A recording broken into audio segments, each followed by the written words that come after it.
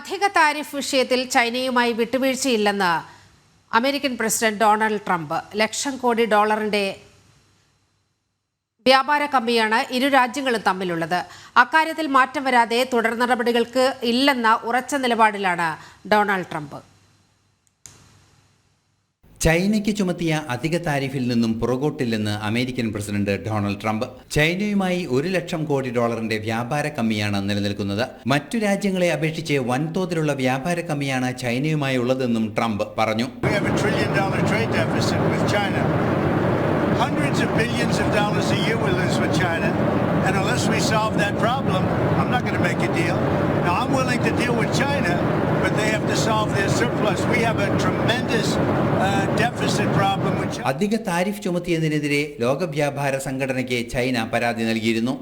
എന്നാൽ വ്യാപാര കമ്മിയുടെ കാര്യത്തിൽ കൃത്യമായ നടപടി ഉണ്ടാകാതെ വിട്ടുവീഴ്ചയ്ക്കില്ലെന്ന നിലപാടിൽ ഉറച്ചു നിൽക്കുകയാണ് ട്രംപ്.